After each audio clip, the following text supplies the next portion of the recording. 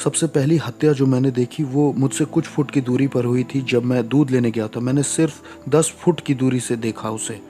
उन्होंने उसे 7 बार गोली मारी थी और मैंने एक के बाद एक बहुत सारी मौतें देखी अपनी ज़िंदगी में। साउथ ब्रॉक्स की सड़कों पर आपको एक हत्यारा, एक लूटमार करने वाला और एक बहुत चालाक इंसान बन के जीना होता है। मेरे पिता की तरफ के लोग तांत्रिक और भूत सिद्धि करने वाले थे। हम तंत्र मंत्र और भूत सिद्धि करते थे। हमारा कांटेक्ट खुद शैतान से था। मुझे याद है कि मेरे पिता कमरे में जाया करते थे शैतान की पूजा करने के लिए, और मैं शैतान की उपस्थिति को भी महसूस कर पाता था। और मेरे पिता आराधना करते थे, टंग्स में बोलते थे, शैतान की अन्य भाषाएं बोला करते थे, दुष्ट आत्माओं की। और वहाँ वो फूल चढ़ाते, कैंडल जलाते और पानी डालते थे।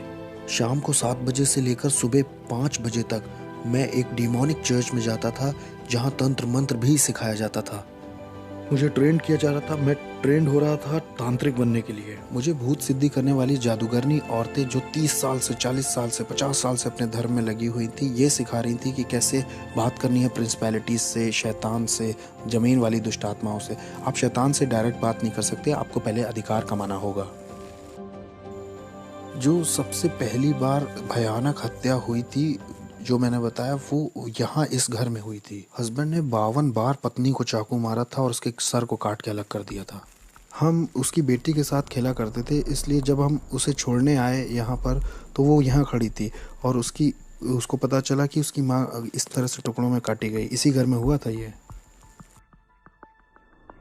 एक बार मैं अपने स्कूल में अपने दोस्तों के साथ खेल रहा था, तो वहाँ एक पास्टर आए, एक बैंड भी उनके साथ आया था और वो गाना गाने लग गए। लोग इकट्ठा हो गए और वहाँ बड़ा अद्भुत माहौल बन गया। पूरे स्कूल में एक खुशी की लहर दौड़ गई और मैं एक टूटे हुए परिवार से आया था। वहाँ पास्टर स्टेज पे खड़े होकर बाइबल की कुछ बात बता रहे थे, बाइबल की कहानियाँ बता रहे थे, परमेश्वर कैसे सबसे प्यार करता है, और वो यही सब बता रहे थे। पहली बार मैं थोड़ा सा जुड़ा कि वाह, शायद परमेश्वर मुझसे प्यार करता है। हो सकता है परमेश्वर को मेरी या मेरे परिवार की ज़रूरत है। शायद परमेश्वर मुझे और मेरे परिवार को छूना चाहता है, हमारी परिस्थिति बदलना चाहता है। मुझे भी थोड़ा प्यार मिल सकता है, मुझे भी मिल सकता है। और वो मेरी तरफ चलते हुए आ रहे थे और मुझे पहली बार प्यार बहुत महसूस हो रहा था, इतना कि मैं समझा नहीं सकता। और ये पास्टर स्टेज से उतर के लोगों के लिए प्रार्थना कर रहा था, उन्हें छू रहा था, और मुझे लगा कि अब मेरी बारी है। अब ये पास्टर मुझे छुएगा और अब यीशु मुझे कबूल करेंगे और मुझे जताएंगे कि प्यार होता क्या है। और ये पास्टर मेरे बगल से चले गए। उन्होंने मुझे कभी नहीं छुआ। उन्होंने मुझे बिल्कुल नहीं छुआ। वो नीचे लाइन तक आए, मेरे पास आए और मेरे पास से गुजर गए और दूसरे लोगों को छुआ। मुझे लगा, ओह, यीशु ने भी प्यार नहीं किया, पिता ने प्यार नहीं किया, मेरा घर परिवार भी टूटा हुआ है। यीशु को शायद अच्छा लगता है कि मेरी माँ मार खाती है, मेरे भाई और मैं भूखे सो जाते हैं। उससे शायद अच्छा लगता है कि हमारे अपार्टमेंट में लाइट नहीं है, हम स्कूल में मिसफिट हैं, उसे हमारा स्कूल आना भी अच्छा नहीं लगता। ये जो यीशु है ना, ये भी मेरे बाप की तरह ही है, इनमें कोई अंतर नहीं है, ये भी मेरे पिता जैसे ही हैं। और मैं टूटा हुआ और बड़ा उदास अपने घर पहुंचा। और मुझे याद है 1 या 2 हफ्ते बाद लगभग मैं स्कूल के बाहर थोड़ी मस्ती कर रहा था, अपने दोस्तों के साथ मज़े ले रहा था, और मैंने सुना कि कुछ नीचे गिरा। वो एक वुडू नेकलेस था। मैंने उसे उठाया और पहन लिया। उसमें बहुत सारे रंग थे और ये नेकलेस ही मेरा शैतान के साथ पहला कांटेक्ट था। कुछ समय के बाद हम टैरो कार्ड रीडिंग करने गए। वहाँ मैं जब गया तो मैं लगभग 10 साल का था, मैं छोटा ही था। वहाँ पर जो औरत भूत सिद्धि करती थी, टैरो कार्ड रीडिंग करती थी, वो विच लेडी, उसने मुझ में अपनी आंखें बिल्कुल धसा दी। वो बिल्कुल मुझ पर फिक्स हो गई। हमें ये लड़का चाहिए, हमें ये लड़का चाहिए ही चाहिए। हम इसे सेंटेरिया का रिसर्च करने वाला बनाएंगे और ये स्पिरिचुअलिज्म को भी आगे बढ़ाएगा। स्पेनिश में आत्माओं की साधना करना डिमोनिक है और सेंटेरिया संतों की पूजा कहलाती है, लेकिन वो है दुष्ट आत्माओं की पूजा। और अगर ये तुमने हमें नहीं दिया तो ये 30 दिन में अपनी आंखें खो देगा। मेरी माँ होने के नाते मान गई और उसने अपना फर्नीचर बेच दिया, उसने अपना बेडरूम सेट बेच दिया सिर्फ $250 जुटाने के लिए, ताकि मेरी पहली सेरेमनी हो। इस औरत ने मेरी माँ के दिल में बहुत डर बिठा दिया था और मेरी माँ ज़मीन पे सोने लग गई क्योंकि उसके पास बेड नहीं था और वो ये भी नहीं चाहती थी कि मेरी आंखें खोएं। तो इन लोगों ने मुझे अंधकार की दुनिया में आगे बढ़ाया जब मैं 10 साल का था। फिर पहला एनकाउंटर जो मेरा हुआ, मैं जब 10 साल का था, वहाँ डेविल आया और उसने ऑफरिंग भी कबूल कर ली। मेरी ज़िंदगी अब शैतान को सौंप दी गई थी और उन्होंने मेरे गले में 5 मालाएं पहनाई। ये 5 तरह की बड़ी दुष्ट आत्माएं थीं जो आसमानी मकामों में रहती हैं। ये शैतान के नीचे होती हैं। उन्होंने ये मेरे गले में पहना दिया, जिन्हें सेंटेरिया कहते हैं। उन्होंने कहा कि यही रूहें आज से तुम्हारी मदद करेंगी और ये तुम्हारे स्पिरिचुअल गार्डियन एंजल्स हैं और अब से यही तुम्हारी आगे को फिक्र करेंगे। ये जो कोने की बिल्डिंग आप देख रहे हैं इधर इस कोने की, ये पूरी लगभग खाली रहती थी और मैं और मेरा भाई यहाँ ऊपर से उतर करके और पंप से पानी लेने जाते थे। ये वाला पंप था वो, ये खाली थी और ज़्यादातर अपार्टमेंट यहाँ के खाली ही थे और मैं और मेरा परिवार ही सिर्फ यहाँ रहते थे। मेरा जो पूरा चैपल था वो इन्हीं सब कामों में लगा हुआ था। वो शैतान की पूजा करते थे और हम डिमोनिक चर्च में जाते थे शाम को 7 बजे से लेकर सुबह 5 बजे तक। भूत सिद्धि वाली औरतें और तांत्रिक हमें सिखाते थे, वो बुलाना सिखाते थे, नियम कायदे और अधिकार के विषय में सिखाते थे। इस जगह को कौन देखता है, ऊपर हाकिम कौन है और यहाँ की प्रिंसिपलिटीज का नाम क्या है और किस तरह से हमारा चैनल काम करता है। 13 साल का होते होते मुझे शरीर से आत्मा को अलग करना आ गया था और मैं शरीर घर में छोड़कर स्पिरिट रेल्म में निकल जाता था, अलग क्षेत्रों में, और जाकर वहाँ श्राप बोलता था। अंधकार का साम्राज्य बढ़े और आस पड़ोस श्रापित हो जाए। यहाँ पर होमोसेक्सुअलिटी आ जाए, यहाँ पर डीमंस आ जाए, यहाँ पर spirit of murder, spirit of suicide आ जाए। मुझे अपने आस पड़ोस में ये सारे चैनल्स चलाना आ गया। 15-16 की उम्र आते आते मैं हॉस्पिटल्स में जाके आईसीयूज में मौत हो जाए ऐसा बोलता, दूसरे कमरों में मौत हो, ये इंसान मर जाए, ताकि डेविल की नज़र में मेरा लेवल या मेरा ओहदा और बढ़ सके और मैं न्यूयॉर्क सिटी का सबसे बड़ा डेविल वर्शिपर बनना चाहता था। शैतान मेरा बाप बन गया, उसने मेरे बाप की जगह ले ली क्योंकि मैंने ऐसी दुआ की थी कि मेरे बाप को मार दो। 33 साल की उम्र में मेरे बाप को चेहरे पर गोली मार करके ख़त्म कर दिया था एक नाइट क्लब में एक औरत की वजह से जब वो घर आ रहे थे। शैतान ने उन्हें ले लिया और उसने कहा कि मैंने पुराने से नए को बदल दिया है और ऐसे डेविल मेरा बाप बना। एक क्लब था इस जगह पर और वहाँ मेरे बाप को मारा गया था जब उनकी उम्र 33 साल की थी। मैंने बताया था ना कि जब मैं छोटा था, लगभग 11 साल का था, तो यहाँ पर एक कॉर्नर पर स्टोर हुआ करता था इधर साइड। जब मैं दूध का गैलन लेने गया था, मेरे सामने उस आदमी को मारा गया था।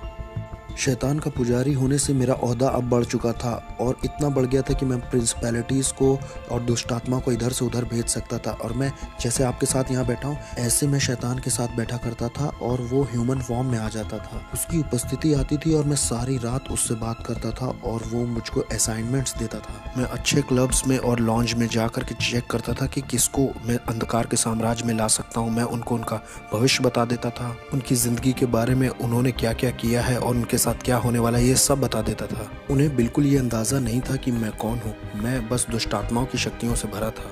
मैं खून भी चखा करता था। हर हफ्ते मैं जानवर को काट कर उसका खून पीता था और कभी समय नहीं हुआ या पैसे नहीं हुए तो खुद का हाथ काट करके खुद का खून पी लेता था।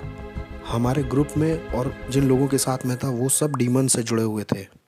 उनमें डॉक्टर्स थे, लॉयर्स थे, उसमें प्रिंसिपल्स और जजेस और पुलिस ऑफिसर्स भी शामिल थे जो जादू टोने में लगे हुए थे। सिंगर्स जो आज की डेट में बहुत मशहूर हैं वो भी थे। मैं एक हवा के हाकिम को दूसरी जगह भेज सकता था, नीचे ज़मीन की दुष्ट आत्माओं को दूसरी जगह भेज सकता था ताकि उस जगह की चर्च बंद हो जाए, चर्च की ग्रोथ बंद हो जाए और लोगों के सेव होने के सारे मौके छिन जाएं। कभी कभी मैं शराब में धुत होकर के दुष्ट आत्माओं से इतना भर जाता था कि सड़क के बीच में खड़ा होकर के परमेश्वर से कहता था, सुन, तुमसे भी थोड़ा उलझना चाहता हूँ, आओ थप्पड़ मारूं या थूक दूं तुम्हारे मुंह पर, आओ भिड़ के दिखाओ नीचे। मेरी शादी भी हैलोवीन पे हुई थी। शादी भी डिमोनिक थी जो मैंने हैलोवीन पे की थी। दूसरी प्रिंसिपैलिटीज़ के डीमंस आए थे मेरी शादी में। कोई इंसानी जात मेरी शादी में नहीं आई थी। वो सब मेरी शादी में आने से डर रहे थे। मेरी शादी बड़ी अजीब थी। मैंने लोगों को इनविटेशंस भेजे, कोई दिखाई ही नहीं दिया तो कोई वेडिंग गिफ्ट नहीं। लेकिन हाँ, दुष्ट आत्माएं आई थी मेरी शादी में और उन्होंने ही बैप्टिज्म दिया। तो मेरी पत्नी और मैं, हम दोनों ही तंत्र मंत्र करते थे और हम अपनी बेटी को भी वही बनाना चाहते थे। मुझे याद है पहली बार जब मुझे इंसान की कुर्बानी करनी थी तो डेविल मेरे साथ कार में अंदर बैठा हुआ था। उसने कहा, मुझसे प्यार करते हो? मैंने कहा, ऑफ कोर्स डैडी। उसने मुझसे कहा कि छत के ऊपर एक आदमी है, वो तुम्हें नुकसान पहुंचाने आया है, तुम्हारा पैसा चुराने आया है, तुम उसे मेरे लिए मार दो अगर प्यार करते हो तो मैं छत की ओर ऊपर जाने लगा। मुझे याद है मैं 12वें माले में रहता था और जब मैं छत के ऊपर पहुंचा तो वो छत के पीछे वाले हिस्से सीढ़ियों पर छुपा हुआ था और ये आदमी 6 फुट 5 इंच का, वो लगभग 250 पाउंड का होगा। मैं डीमन पजेस्ड हो गया था और मेरे अंदर दुष्टात्मा गई, मैंने महसूस किया और अब मैं नहीं रह गया था। मैं उसे पकड़कर अपने अपार्टमेंट में लाके उसे चाकू मारना चाह रहा था क्योंकि मेरे पास एक कार्डोन पॉट था जो लगभग 100 पाउंड का होगा। उसमें 9 तरह के हथियार लगे थे जो 9 अलग तरह से इस्तेमाल किया जाता था। और जैसे ही मैं उसे पकड़ने चला और उसे अपार्टमेंट में खींचने वो बस मेरे हाथ से फिसल गया और गायब हो गया। वो नीचे स्टोरवे के पास कूद गया। वो ऐसा जैसे ओलंपिक के एथलीट कूदते हैं करके कूद गया। वो कूदा और गायब ही हो गया। मैं उसे पकड़ नहीं पाया तो मैं बहुत निराश हो गया। मैं अपनी पहली इंसानी कुर्बानी नहीं कर पाया। लोगों ने इसके ऊपर देखो कुछ लिख दिया है, लेकिन यहाँ पर एक डीमन है। ध्यान से देखो, ये वो डीमन है जो नर्क के दरवाजे की देखरेख करता है। इसी के बारे में मैं बता रहा था अपनी किताब में। वो सेंटेरिया वाली यही है, छोटा वाला दुष्ट आत्मा। ये वो दुष्ट आत्मा है जो हेटी को चलाती है। हेटी के ऊपर जो प्रिंसिपैलिटी है ना, वो यही है। और वहाँ पर जो वो वाला है ना, वो इस्लाम के ऊपर हाकिम है। अब यहाँ आ गया और ये देखो, लोगों को फंसाने के लिए द ट्रुथ। क्या हंसी आ रही है? सच, ये तुम्हें आज़ाद करेगा। ये देखो, ये भी ऊपर लगाया है ताकि लोगों को लगे कि ये भी इसी का हिस्सा है, मतलब ये इसका हिस्सा है। ये जगह कौन सी है? इस जगह को बोटानिका कहते हैं। ब्रॉन्क्स में जो लोग रहते हैं वो अगर जादू टोना तंत्र मंत्र करना चाहते हैं तो यहीं से सामान खरीद के ले जाते हैं, दूसरों को परेशान करने के लिए या मारने के लिए। आओ हम अंदर चल सकते हैं। अगर मैंने कह दिया आप 30 दिन में मरने वाले हो तो 30 दिन में तुम मर जाओगे, तैयारी कर लो। मुझे बिल्कुल परवाह नहीं कि आप कहाँ काम करते हो, आप किसे जानते हो। आई डोंट केयर कि आप अपने आप को क्या बुलाते हो। आप कहो आप कैथलिक हो, आप क्रिश्चियन हो, आप एक बिलीवर हो। मैं आपको मार सकता था जब तक आपका यीशु से जीवित संबंध ना हो। मेरी बिल्डिंग के नीचे एक औरत रहती थी। वो एक दिन ऊपर आके बोली कि मेरा पति मुझसे धोखा कर रहा है। वो जिस औरत के साथ धोखा कर रहा है उसे मार दो तुम जादू टोना करके, मैं कितना पैसा दूं। मैंने कहा मैं पहले शैतान अपने पिता से पूछूंगा और फिर तुम्हें बताऊंगा, तुम 2 दिन बाद आना। फिर वो औरत आई और शैतान ने मुझे बताया कि एक कॉफिन बॉक्स, 21 ब्लैक कैंडल्स और उस औरत की एक मूर्ति बना करके उस कॉफिन में डाल देना जादू टोना करने के लिए, और उस औरत को मारने के लिए 21 दिन में उसकी मौत हो जाएगी। 21 दिन में हम उसका फ्यूनरल देखेंगे। तो वो औरत आई, मैंने उससे कहा मैं $10,000 तुमसे लूँगा उस औरत को मारने के लिए। उसने कहा ठीक है। मैंने कहा अरे तुम्हारी मेरी जान पहचान है, मैं तुम्हारे घर भी आता था, तुम एक काम करो 7,000 देना, 30% ऑफ दे रहा हूँ तुम्हें, मैं मार दूंगा उसे। 30% ऑफ है तुमको, $7,000 दे देना बस। जब वो औरत मेरे घर से जा रही थी तो बोल के बोली वैसे वो औरत क्रिश्चियन है। उसने कहा वो मसीही है। मैंने कहा अब मैं उसे फ्री में मारूंगा। मैंने कहा मैं उसको अब फ्री में मारूंगा, मुझे इन क्रिश्चियंस को एक सबक सिखाना है, मैं उसे अब फ्री में ही मारूंगा। मैंने कहा मुझे तुम्हारा पैसा नहीं चाहिए, मैं फ्री में मारूंगा। तो मैंने उस पर तंत्र मंत्र किया, वोडू किया, लेकिन 21 दिन होने पर भी वो मरी नहीं। एक महीना हो गया वो मरी नहीं। और मुझे लगा अरे ये हो क्या रहा है, ये मेरी इज्जत का सवाल था। मैंने शैतान को बुलाया, मैंने दुष्ट आत्माओं को बुलाया, मैंने बढ़ा दी अपनी जादू टोना तंत्र मंत्र। मैंने उस पर दुगना जादू टोना शुरू कर दिया ताकि वो एक रात में ही मर जाए, लेकिन कुछ नहीं हुआ, कुछ नहीं हो रहा, कुछ नहीं हो रहा। और एक दिन ऐसा हुआ कि शैतान ही आ गया। मैंने महसूस किया उसकी उपस्थिति आई और शैतान ने मुझसे कहा कि हमें ये प्लान छोड़ना होगा जिस औरत को तुम मारना चाहते हो। मैंने कहा प्लान क्यों छोड़ना होगा, मेरी इज्जत दांव पे लगी है, मैं एक भूत साधक हूँ, मैं तांत्रिक हूँ, अगर मैंने उसे नहीं मारा तो लोगों को लगेगा कि मेरे अंदर ताकत नहीं है। उसने कहा तुम समझ नहीं रहे हो, जिस परमेश्वर की वो सेवा करती है वो उसे अकेला नहीं छोड़ता है, उसे छुओ मत। मैंने कहा कौन है ये ईश्वर? उसने कहा वो जिसकी सेवा करती है। मैं बहुत गुस्से में था। मैंने कहा नहीं, 1 हफ्ता और लेते हैं, चलो मारते हैं। उसने कहा नहीं, जिसकी वो सेवा करती है वो उसे अकेला नहीं छोड़ता है। जिस तरह का जादू टोना मैंने उसके ऊपर किया था ना, उसे 21 दिन से कम में मर जाना चाहिए था। और भाई कैसे हो? ये ईजबेल है, इनके धर्म की ये ईजबेल है। देखो ये कैसे काम करता है। ये स्टैचूज जो है इनका कोई मतलब नहीं है, लेकिन इसके पीछे एक दुष्ट आत्मा है। तो अपने खुद के लिए मुझे उसे पहचानने के लिए इसका बनाया जाना बहुत ज़रूरी है, नहीं तो मैं उस आत्मा से नहीं जुड़ सकता। उस दुष्ट आत्मा से मेरी जान पहचान नहीं हो सकती, हमारे बीच में कुछ कॉमन नहीं है। मैं आदमी हूँ, वो एक आत्मा है, और आत्माओं में भी वो दुष्ट आत्मा है। मैं उससे जुड़ ही नहीं पाऊंगा। उससे जुड़ने के लिए मुझे इसको बीच में लाना ही होगा। ये इंसानों की तरह दिखते हैं, लेकिन इस आदमी के पीछे भी एक कहानी है। उस कहानी की वजह से ही आप उससे जुड़ सकते हो, और ये दुष्ट आत्मा उसकी वजह से चलन कर सकता है। और ऐसा ही इन लोगों के साथ भी है। बाद में इनके नाम रखे जाते हैं और इनके भी जन्मदिन होते हैं, इनके भी अपने दिन होते हैं। किस तरह से इंसान फंस के पकड़ा जाता है इस दुष्ट आत्मिक संसार में और तंत्र मंत्र में, जानते हैं? ये वो जाल हैं जिनसे दुष्ट आत्माएं ऑपरेट करती हैं, अपना चलन करती हैं। इन्हीं मूर्तियों की वजह से इंसान अपने सारे शैतानी काम और शैतानी मजहब चला पाता है। यहाँ ऐसी कोई चीज़ नहीं है जिसे पवित्र कहा जा सके, बस एक ही है, वो हम हैं। इस जगह पे होता क्या है? वहाँ पीछे तंत्र मंत्र होता है, वूडू होता है, वहाँ कुछ मंत्र बोले जाते हैं और उससे मूर्तियाँ पवित्र की जाती हैं। ये सारी दुष्ट आत्माएं चाहती हैं कि आप एक नई मूर्ति खरीदें ताकि आप दुष्ट आत्मा को घर ले जा सकें। ये देखो, खास प्रार्थनाएं, ये आपको विश्वास दिलाना चाहते हैं कि आप परमेश्वर से प्रार्थना कर रहे हो। मैं भी यही किताब इस्तेमाल करता था, खास प्रार्थनाएं। इनका मकसद ही है कि आपको लगे कि आप ईश्वर से प्रार्थना कर रहे हैं, लेकिन इनमें कोई भी ईश्वर में बाइबल का कुछ नहीं है, ना बाइबल की कोई बात है, ना क्रूस की कोई बात है। मैं न्यूयॉर्क अमेरिका में तीसरे नंबर का वो इंसान था जिसके पास एक ऐसी किताब थी जिसमें चिन्ह बने थे सारी दुष्ट आत्माओं के और सारे हाकिमों के, और कैसे लोग ये तंत्र मंत्र सीख सकते हैं। और कोई इस तरह की किताब को नहीं रख सकता, या किसी के पास ऐसी किताब नहीं हो सकती जब तक डेविल उस पर खुद साइन न कर दे। और मैं तीसरा वो इंसान था जिसके पास ये किताब थी, और मैं इस किताब के निशानों का इस्तेमाल करके जादू टोना करता था ताकि लोगों का दिमाग खराब हो जाए और वो बीमार पड़ जाए। जाने कैसे तंत्र मंत्र से मैं उन्हें बीमार करके लेप्रोसी, किसी को कैंसर दे देता था। मैंने लोगों के ऊपर ऐसा जादू टोना किया कि उनके साथ गर्भपात हो, उनके जीवन में अबॉर्शन आ जाए, लोग हॉस्पिटल जाएं, सर्जरी ही करवाएं, बिना सर्जरी के हॉस्पिटल में रहें। जादू टोने से मैंने लोगों को पागल भी किया है। मैंने जादू टोना करके लोगों के ऊपर दुष्ट आत्माएं भेजी, बाइपोला की, सिजोफ्रेनिया की और भयानक बीमारी और सुसाइड की स्पिरिट। मैं रात भर बैठकर शैतान से घंटों बात किया करता था, जब क्रिश्चियंस यहाँ चर्च भी 1 घंटे के लिए नहीं जाते। बहुत से क्रिश्चियंस 1 घंटे दुआ भी नहीं करते। आत्मिक संसार ज़्यादा रियल है इस संसार से जो दिखता है, और हमने इसे महसूस किया था कि जो कुछ यीशु में ढका हुआ नहीं है उसे बहुत आसानी से टारगेट बना सकते हैं गिराने के लिए।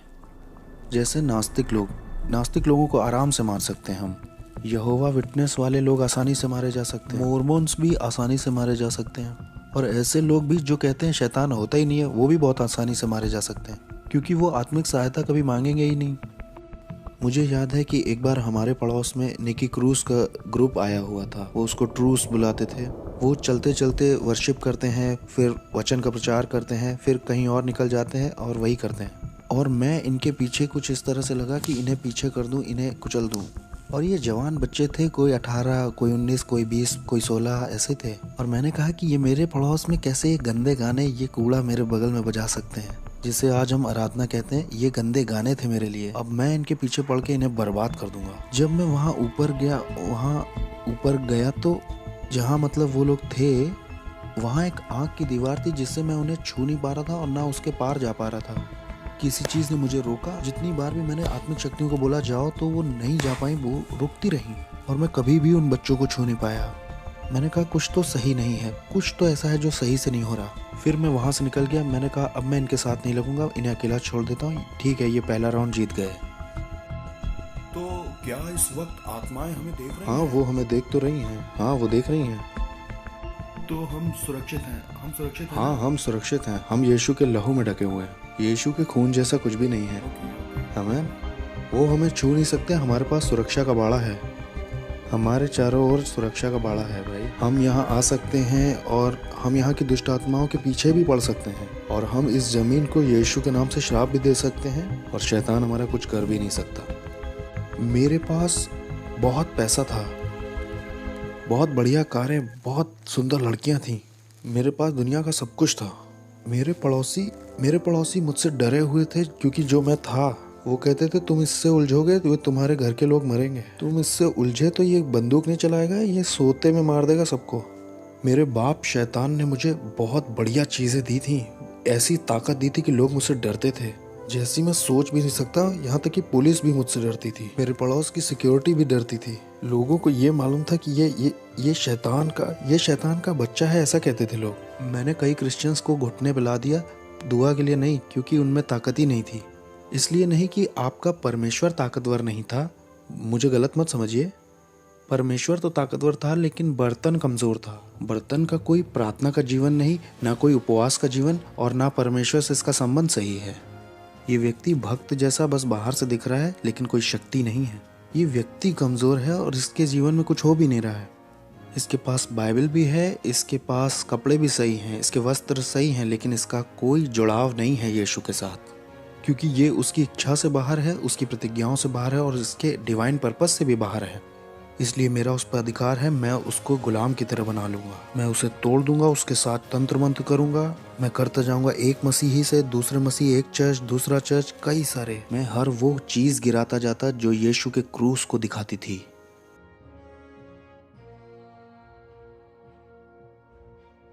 बहुत ही दुष्ट आत्माओं से भरी हुई जगह है। तो इस जगह का बहुत असर होगा ना आस पड़ोस पर। हाँ, और क्या। ये जो पूरा एरिया है ना, ये इसी की वजह से लॉक्ड है। ये शैतान का गढ़ है। हम शैतान के गढ़ में गए थे। इस गढ़ का पूरा बाजार नरक से था। सोचिए, ये जाते हैं $100-200 लेकर के ये सब खरीदने के लिए, और इससे उन्हीं का नुकसान होता है। इससे दूसरों का, गरीबों का भला हो सकता है।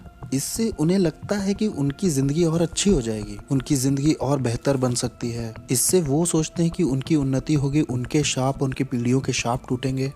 ये मोमबत्तियाँ, ये वुडू खरीदने से इन्हें लगता होगा, लेकिन परमेश्वर कहता है कि ये तुम्हें फ्री में दे रहा हूँ मैं, बस अपनी ज़िंदगी मुझे दे दो और मैं तुम्हें आज़ाद करूँगा। लेकिन ये इन्हें नहीं चाहिए। ये उनके लिए बहुत मुश्किल है। ये तो इनके लिए बहुत कॉम्प्लिकेटेड है। लोग इस तरह की जगह में आते हैं, $200 भी खराब करते हैं और ज़िंदगी सोचते हैं अच्छी हो जाएगी और बहुतायत से भर जाएगी। हेटी के ऊपर जो दुष्ट आत्मा है, उससे मेरा कांटेक्ट था। उसका नाम है कैंडेलो। उससे मेरा संपर्क था और मियामी के दुष्ट आत्माओं से भी संपर्क था। अफ्रीका की दुष्ट आत्माओं से भी था। न्यूयॉर्क के ऊपर जो हवा के हाकिम है, उनसे भी था। कुछ और भी थी जो दुनिया भर में जाना चाहती हैं। यहाँ पे एक सड़क है, वहाँ दूसरी दुष्ट आत्माएं हैं, हाकिम हैं। 42 नंबर की सड़क पर जो दुष्ट आत्मा है वो यहाँ आना चाहती थी। मैं ये कहूँगा कि मुझ में विवेक नहीं था। मैंने अपने भाई के ऊपर, सगे भाई के ऊपर जादू टोना तंत्र मंत्र करके उसे 5 साल की जेल करा दी। अपना खुद फ्लैश एंड ब्लड था, मेरा खुद का भाई। तंत्र मंत्र से 5 साल के लिए अंदर हो गया वो। मेरा एक और भाई था, एक बार वो मेरे घर आया था बड़े एटीट्यूड में, तो डीमन उसके ऊपर कूद गया। वो मेरे घर से ऐसे भागा, उसका पेट दर्द बहुत बढ़ गया था। मेरी माँ भी इस बात की गवाही दे सकती है। मैंने अपने शरीर के साथ बहुत सारे रीति रिवाज किए थे, इतने सारे संस्कारों से गुजरा था मैं। लास्ट वाले में मैंने अपनी आत्मा शैतान को सौंप दी थी। एक सेरेमनी में मैंने गन पाउडर और जानवर का खून पिया था, जिसे सैंसी कहते हैं। सैंसी हेशे और फ्रेंच की सेरेमनी है। ये एक दुष्ट आत्मा के साथ का संस्कार है, जिससे मैं किसी के घर जाके कुछ खाता हूँ तो वो उसमें जादू टोना नहीं कर पाएंगे, कुछ इस तरह की। और जो आप जानते हैं वो सब मैंने किया था।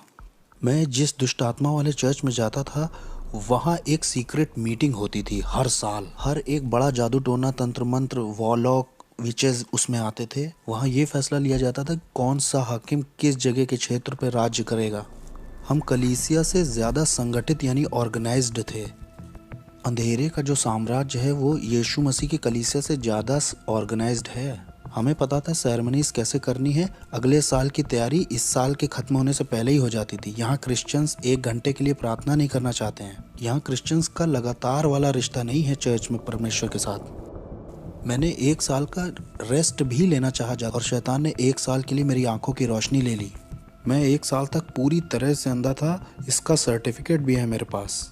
मैं पूरी तरह से अंधा था। वो लोग मेरी यहाँ तक तैयारी करा रहे थे कि एक देखने वाला कुत्ता ले लो और वो जो स्टिक लेके चलते हैं ना, आपने देखा होगा वो। मेरी माँ ने 1 साल मेरा ध्यान रखा। मेरी आंखें पूरी तरह से अंधेरी हो गई थी। एक बादल जैसा धुआं मेरी आंखों के ऊपर आ गया था। मैं पूरी तरह से अंधा था। और जब मैंने शैतान को अपनी ज़िंदगी वापस दे दी तो 7 सर्जरीज के बाद मेरी शैतान ने आंखें लौटा दी और फिर मैं दोबारा देख पाया। और ये मेरी सज़ा थी जो शैतान ने दी कि 1 साल की छुट्टी मुझे चाहिए थी। मैं 1 साल की छुट्टी लेना चाहता था। शैतान ने कहा अच्छा छुट्टी चाहिए, ये लो, और उसने मेरी आंखें ले ली। और इस तरह की दुनिया का था मैं कि आप शैतान से पंगा लोगे तो शैतान आपको या आपके परिवार के लोगों को मारेगा। एक तरह का डर आपको हमेशा रहेगा कि आप ये धर्म छोड़ नहीं सकते। सेंटेरिया, पोलोनियम्बे, स्पिरिचुअलिज्म, ये धर्म छूटेगा नहीं। डॉक्टरों के पास कोई एक्सप्लेनेशन नहीं था कि मेरी आंखें कैसे गईं। जबकि मैं कहूँ क्रिश्चियंस, मसीही जब गलत करते हैं या उनसे बुरा हो जाता है तो उनके घर में जो कुछ दिखाई देता है वो है दया और अनुग्रह। लेकिन अगर आप शैतान को कुछ ऐसा दिखाते हो तो शैतान को पसंद नहीं आया तो आपको या आपके परिवार को मारता है। मुझे याद है एक बार एक औरत को शैतान ने कहा इस आदमी से मत मिलना। उसने परवाह नहीं की क्योंकि वो उससे प्यार करती थी। इसलिए शैतान ने एक दुष्ट आत्मा एक ऐसे इंसान के अंदर भेजी जो सड़क पर रहता था। उसने हथौड़े से उस औरत के सिर पर 17 बार वार करके मार दिया। एक बार मैं अपने घर में बैठा हुआ था, बहुत अमेजिंग था। मैं नाइट क्लब से लौट के आया था। मैं टीवी पर जेरी स्प्रिंगर नाम का एक शो देख रहा था। वो बड़ा अजीब सा शो है, लोग उसमें एक दूसरे को मारते हैं और मुझे उसमें बड़ा मज़ा आता था। मज़े लेके मैं उसे देख रहा था, हंस रहा था और मैंने एक आवाज़ सुनी, बेटे मैं जल्दी आ रहा हूँ, तुम अपनी ज़िंदगी से क्या करोगे। एक सुनने वाली आवाज़ बहुत शार्प उस कमरे से आई थी। हर एक दुष्ट आत्मा का पता था, हर एक हाकिम के प्रिंसिपैलिटीज़ का मार्क मेरे पास था, ज़मीन की दुष्ट आत्माओं का भी और शैतान का, इज़बेल का। मैं हर एक के नाम बता सकता हूँ जिनके नाम आप भी नहीं जानते होंगे। मैं उनको नाम से जानता था, लेकिन ये आवाज़ उन सब आवाज़ों से बहुत अलग थी। वो आवाज़ जाने कहाँ से आई थी, वो हवा से आई थी वो आवाज़। मैं एक तरह के सदमे में आ गया और फिर मैंने एक तरह का दर्शन पाया अपने अपार्टमेंट के दूसरी तरफ। मैंने देखा कि पूरे आसमान में आग है और नीचे के जो लोग हैं वो उससे बचने के लिए इधर उधर दौड़ रहे हैं कि कोई जगह मिल जाए शायद। मैंने कहा ये कैसा दर्शन, मैंने उसे छोड़ दिया। और फिर मुझे याद है जब मैं सोने गया, बहुत गहरी नींद थी और मैंने एक टी शर्ट मुंह पे डाली, मैं सो गया और मैंने देखा कि मैं एक ट्रेन में हूँ, उसमें बहुत सारे लोग हैं। मैं कुछ समझ ही नहीं पा रहा था मैं ट्रेन में क्या कर रहा हूँ। ये ट्रेन इतनी तेज चल रही थी कि आप समझ नहीं सकते। मैं पृथ्वी पर इतनी तेज किसी चीज़ में नहीं चढ़ा और ये ट्रेन नर्क में आ गई। यीशु मसीह मुझे नर्क ले आए और जब मैं नर्क में पहुंचा तो वो ट्रेन दरवाजे से बहुत कस के लड़ गई। एक इतनी तेज़ आवाज़ हुई कि सब खुल गया और बहुत गर्मी बाहर आ रही थी, न जाने कहाँ से। वहाँ सांस लेने में भी बहुत दिक्कत हो रही थी। मैं ट्रेन से जैसे बाहर आया तो उसमें जो लोग थे उनके चेहरे नहीं दिख रहे थे, लेकिन उनके चेहरे पर डर दिखाई दे रहा था। वो डर आप महसूस कर सकते थे। ये डर इस बात का था कि आप वहाँ से कभी बाहर नहीं निकलेंगे और ये जगह पूरी भरी हुई थी। और मैंने कहा मैं यहाँ के लिए नहीं बना हूँ, मैं यहाँ नहीं मर सकता ना, मुझे यहाँ नहीं मरना, ये मेरे लिए नहीं है। मैं यहाँ के लिए पैदा नहीं हुआ हूँ, मैं अपने आप से ही बातें कर रहा हूँ। मैं यहाँ नहीं रहने वाला, इसलिए मैं एक कोई सुरंग ढूंढने लगा जहाँ से मैं निकल सकूँ। तो मैं सुरंग ढूंढने के लिए आगे गया, या कोई खिड़की ढूंढने, या कोई हो सकता है वहाँ कोई जगह दिख जाए जहाँ से मैं बाहर आ सकूँ और मैं अपनी रियलिटी में लौट सकूँ। लेकिन वहाँ कोई गैप नहीं था। मुझे याद है वहाँ जितना मैं आगे उस सुरंग में जा रहा था उतना ज़्यादा मुझे डर घेर रहा था और मुझे लोगों की तकलीफ़ें सुनाई दे रही थी, आवाज़ें। वहाँ अंधेरा और डर ओढ़ लेता है जैसे कोई कपड़ा पहन लिया हो, वो आपको लपेट जैसा लेता है। वहाँ आपका कोई बस नहीं चलता है, कुछ जकड़ जैसा लेता है, वो आपको जाने नहीं देता। यहाँ तक कि मैं अपना हाथ भी नहीं देख पा रहा था। वो एक पर्दे की तरह था, जैसे आप किसी बच्चे के कुएं या जानवर के कुएं में गए हैं। ये कुएं जैसा नहीं था, मैं समझा नहीं पाऊंगा इसे।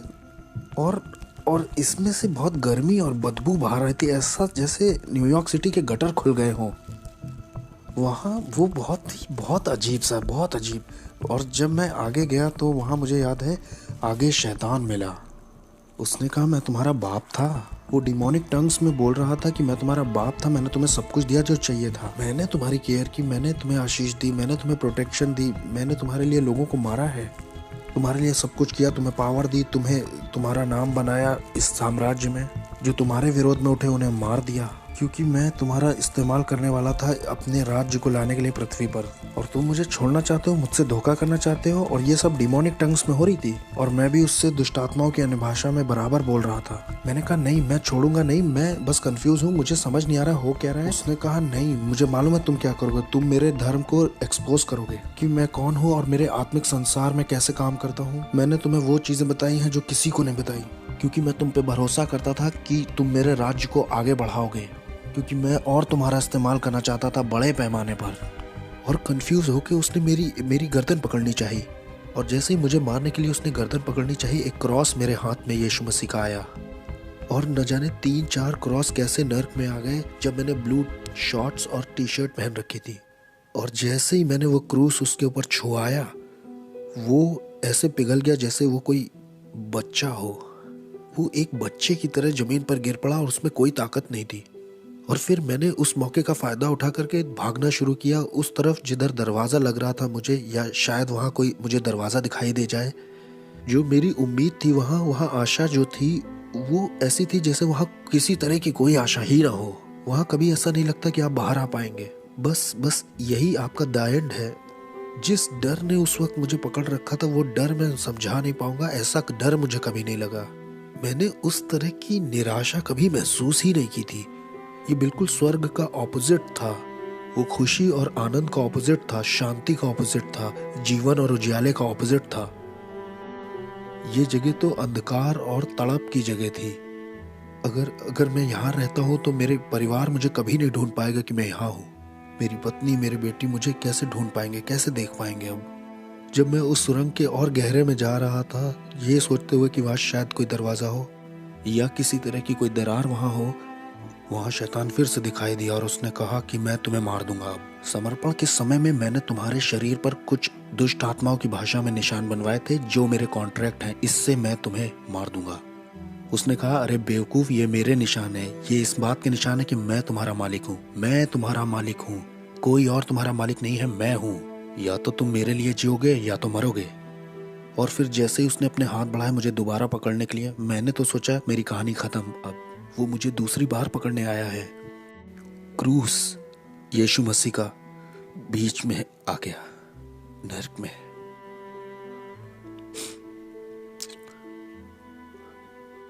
कोई प्यार नहीं है क्रूस से बढ़ के, जो मेरे जैसे पापी के लिए आए नरक में। दाऊद कहता है कि अगर मैं अपना बिछौना अधोलोक में भी बिछाऊं तो उसे पता है। अनुग्रह और सच्चाई नरक में दिखाई दी। अनुग्रह और सच्चाई को मेरे बारे में पता था। अनुग्रह और सच्चाई की मेरी जिंदगी में एक योजना थी। मेरे गलत, शैतानी, घमंडी और खुदगर्ज और स्वार्थीपन का जब अंत हो गया नरक में, जब मेरा समय भी पूरा हो गया था, तब यीशु मसीह दिखाई देते हैं मेरे जैसे मिसफिट के लिए और कहते हैं, तुम्हारे लिए मेरे पास योजना है। मैं तुमसे प्यार करता हूँ जितना तुम सोच नहीं सकते। वो मुझे नरक में दिखाई दिए और जब मैं वापस आया, मेरी आत्मा शरीर में वापस आई, तब मैंने अपने घुटने टेके यीशु मसीह के नाम से। मेरे पास $1,00,000 का सामान था तंत्र मंत्र का। मैंने फेंक दिया। मैंने तंत्र मंत्र सब फेंक दिया। मैंने अंधेरे के साम्राज्य से जुड़ी हर एक चीज़ फेंक दी। हेटी के लोग और क्यूबा के लोग और मियामी, न्यूयॉर्क के लोगों ने सोचा कि इसे मार दे क्योंकि ये बहुत जानता है, क्योंकि इसे बहुत कुछ पता है, इसलिए इसे मारना चाहिए। हमें इसे मारना ही होगा क्योंकि ये बहुत कुछ जानता है। ये अब हम में से एक नहीं रहा, इससे मारना तो जरूर है। वो आए मुझे मारने के लिए। उन्होंने अपनी तरफ से कोई कसर नहीं छोड़ी।